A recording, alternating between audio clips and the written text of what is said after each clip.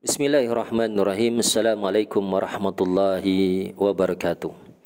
Teman-teman semua, di dalam kitab Hadis Arba'in karya dari Imam An-Nawawi, beliau menuliskan bab pertama dari kitab beliau, yakni tentang niat, di mana di dalam kitab tersebut diceritakan oleh Umar bin Khattab radhiyallahu anhu, Amirul Mukminin yang kedua.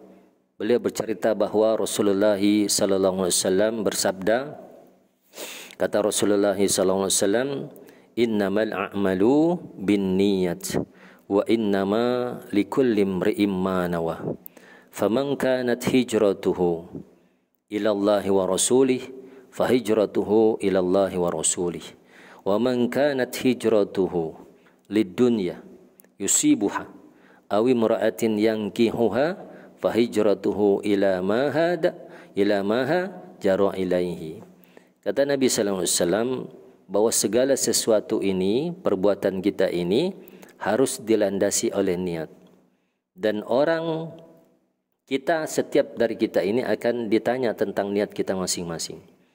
Orang yang hijrahnya karena Allah Ta'ala, orang yang hijrahnya karena Rasulullah sallallahu alaihi wasallam, kemudian orang yang hijrahnya karena dunia dan seisinya ini, kemudian orang yang berhijrah karena wanita yang ingin dia nikahi, yang dia cintai, maka dia akan mendapatkan masing-masing dari niat mereka sendiri, kata Nabi sallallahu alaihi wasallam.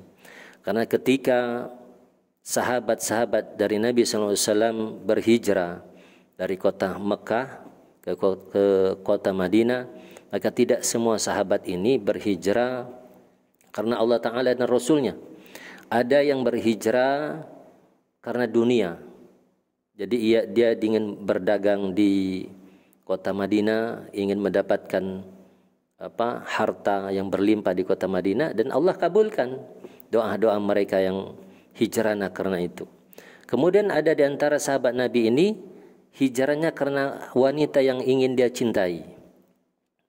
Dan dia akan mendapatkan apa yang dia hijrah, apa yang dia niatkan itu. Dan dia nikahi wanita yang dia cintai tersebut. Jadi hijrah ini, niat ini adalah sesuatu yang sangat krusial, sangat penting yang harus kita camkan di dalam hati kita. Karena kata Nabi SAW, innamal a'malu binniyat. Segala sesuatu perbuatan kita ini harus dilandasi oleh niat. Contoh kecil dalam kehidupan kita sehari-hari. Saudara kita yang sedang tidur di depan ini, sedang tidur yang kita bisa hukumi. Contoh kecil tentang niat adalah ketika kita tidur. Kalau tidur kita tidak kita niatkan karena Allah Ta'ala, ya. Contoh yang sedang tidur di video ini, kalau dia tidur tidak diniatkan untuk menjaga badan dia, untuk menjaga kesegaran tubuh dia, maka tidurnya dianggap biasa-biasa saja. Tidak dianggap sebagai pahala karena Allah Ta'ala. Kalau ketika dia tidur, dia niatkan untuk menjaga kesegaran tubuh dia, kemudian kesegaran pikiran dia, kesegaran jiwa dan raga dia, maka dia akan mendapatkan pahala yang dia niatkan. Contoh, kalau dia tidur karena dia pengen iktikaf di dalam masjid ini, maka dia akan mendapatkan rahmat Allah Subhanahu wa Ta'ala melalui doanya malaikat yang hadir di setiap masjid-masjid yang ada di sekitar kita ini. Doa malaikat akan mendoakan orang ini dengan doa yang masyhur. Kata malaikat Allah SWT, Allahumma ufir lahu, Allahumma warhamhu, Allahumma ufir lahu, Allahumma arhamhu, Allahumma ufir lahu, Allahumma arhamhu. Ya Allah, ampunilah dosa-dosa orang ini. Ya Allah, rahmatilah orang ini. Inilah salah satu niat yang penting yang harus kita jaga dalam keseharian kita. Contoh yang lain, ketika kita tidur di rumah, kalau kita tidak membaca doa yang diajarkan oleh Nabi sallallahu alaihi wasallam ketika kita mau tidur, maka kita tidak akan mendapatkan tidur sepanjang malam itu. Doa malaikat juga tidak akan mendapatkan ketaatan-ketaatan yang kita harapkan kepada Allah SWT. Sedangkan Nabi mengajarkan ketika kita tidur, kita disuruh baca La ilaha illallah wahdahu la syarikalah lahul mulku wa lahul hamdu wa huwa ala kulli syai'in qadir. Baca itu, kata Nabi SAW. Baca 2 ayat terakhir dari surat Al-Baqarah, Rabbana wa la tahmil alaina isran kama hamaltahu ala alladhina min qablina. Rabbana wa la tuhammilna ma la taqata lana bih wa'fu 'anna waghfir lana warhamna anta maulana fansurna 'alal qawmil kafirin.